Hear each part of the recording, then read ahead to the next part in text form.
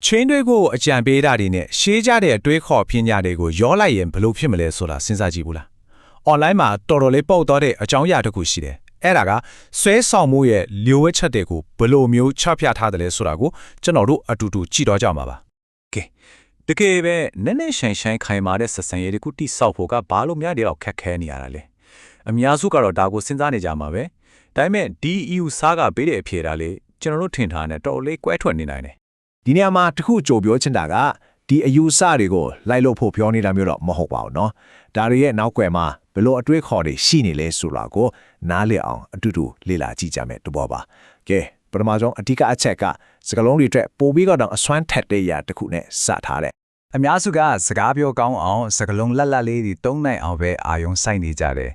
ဒါပေမဲ့တကယ့်ဆက်သွယ်မှုရဲ့အခြေခံအကြားဆုံးအုံနစ်ကိုမေ့နေတာကြတယ်အဲ့ဒါကဘာလဲဆိုတော့စကလုံးတွေလုံးဝမလို့တဲ့ထိတွေ့မှုရဲ့ဘာသာစကားပါပဲဒီ EU စိုက်ရဲ့အဓိကအချက်ကတော်တော်ရှင်းတယ်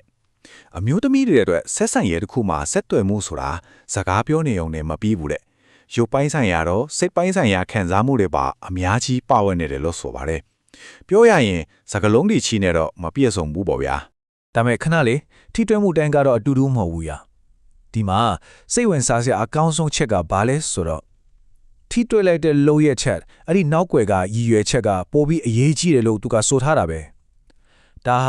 ာငါမေးပေးမှရှိတယ်ဘဲကင်းတယ်ဂယူးဆိုင်တယ်ဆိုတာကိုစကလုံးမပပဲပြောပြရတဲ့နီလန်တစ်ခုလို့ဆိုလိုတာပါဥပမာပြောရင်လူတွေကြားမှာသူညခါဘောညဉ့်တာလေတင်ထားတဲ့ lecture ကိုစဉ်းစားကြည့်ပါကျမတို့မြန်တာဟောဝဲကြရတဲ့ဆာမင်းမြင်းကိုတပ်ပေးလိုက်တာမျိုးပေါ့ဒီလိုတေးသေးလေးလို့ထင်ရတဲ့လုံရက်တီကစကလုံးနဲ့အများကြီးထက်တောင်ပို့ပြီးတော့ group စိုက်မှုနဲ့ကာကွယ်ပေးခြင်းတဲ့စိတ်ကိုပြနိုင်တယ်လို့ဒီ user ဆိုလိုတာပါ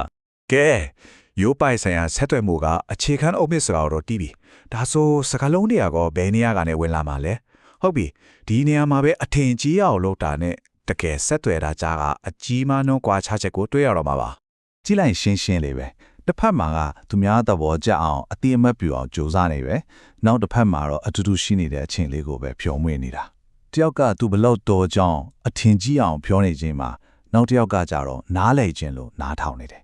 ဆိုတော့အထီးကကွာခြားချက်ကလောက်ရက်မှာမဟုတ်ဘူးစိတ်နေစိတ်ထားမှာပဲကွာသွားတာပါဒီ user ကရှေးအောင် story အတွေ့အခေါ်ပညာရှင် APT တက်စီစကားတစ်ခုတော့ပြန်ပြီးကိုးကားထားသေးတယ်အဲ့ဒါကဘာလဲဆိုတော့ကျွန်တော်တို့မှာနားနှစ်ဖက်နဲ့ပါးစပ်တစ်ပေါက်ပဲပါတာကစကားပြောတာထက်နှစ်ဆက်ပို့ပြီးနားထောင်နိုင်ဖို့ပဲတဲ့ဆိုလိုရင်းကရှင်းပါတယ်တကယ်ဆက်သွယ်မှုဆိုတာစကားတွေအများကြီးပြောတာနေမဟုတ်ပဲတေချာနားထောင်ပေးတာကနေစားတာပါပဲနော်ဘီအတူတူပြောပြောရွှင်ရွှင်ရေမောလိုက်တဲ့အခါဘာဖြစ်သွားလဲသိကြလားကျွန်တော်တို့ရဲ့ဦးနှောက်ထဲမှာအောက်ဆီတိုဆင်ဆိုတဲ့ချစ်ခင်မှုဟော်မုန်းတစ်မျိုးထွက်လာပါတယ်ဒါကယဉ်ကျေးမှုနဲ့ယုံကြည်မှုကိုတိဆောက်ပေးတဲ့တဘာဝဇီဝဖြစ်စဉ်တစ်ခုပဲအတင်းအကျပ်ဟန်ဆောင်ပြီးလူယူလို့မရတဲ့စစ်မှန်တဲ့ဆက်သွယ်မှုမျိုးပေါ့โอเ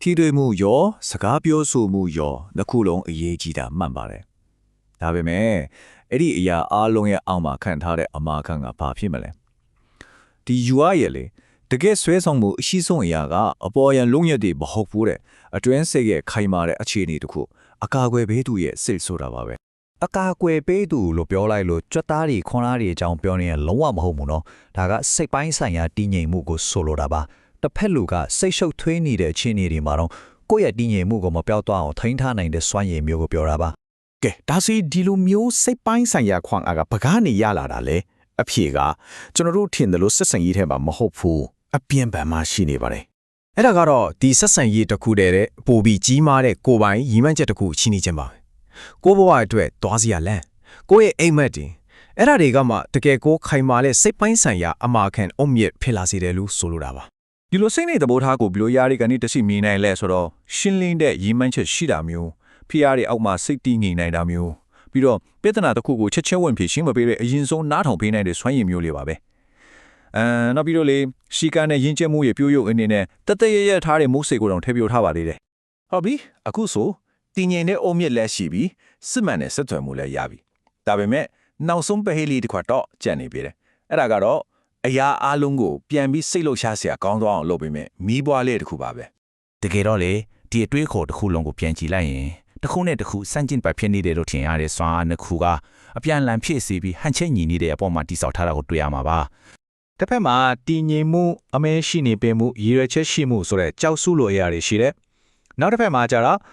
့ယုဒ္ဓယ အထက်ဆန်းတွေလောက်တာကြိုတင်ခတ်မှန်းလို့မရတာပြောစရာနောက်ပြောင်တာတွေဆိုတဲ့မိဘွားရှိနေပါတယ်တစ်ခုကဘေးကင်းလုံခြုံမှုကိုပေးပြီးနောက်တစ်ခုကဆွဲဆော်မှုကိုဖန်တီးပေးတာပေါ့ ဆိုတော့အဓိကအချက်ကရှင်းသွားပါပြီခံမှန်းလို့ရတဲ့တည်ငြိမ်မှုကလုံခြုံမှုကိုပေးတယ်မခံမှန်းနိုင်တဲ့အသည့်စမ်းတီကကြတော့ဆွဲဆောင်မှုနဲ့စိတ်လုံရှားမှုကိုဖန်တီးပေးတယ်ခိုင်မာတဲ့ဆက်စံရေးတစ်ခုဖြစ်ဖို့ဆိုရင်ဒီနှစ်ခုလုံးညီတူညီမျှလိုအပ်တဲ့ဆိုတဲ့သဘောပါပဲ ဒါဆိုရင်တကယ်စစ်မှန်တဲ့စက်တွေမှုဆိုတာတည်ငြိမ်မှုနဲ့အံ့အားသင့်စရာတွေကြားကအဲ့ဒီကကွယ်လေးတစ်ခုထဲမှာပဲတကယ်ရှာတွေ့နိုင်တာမျိုးလား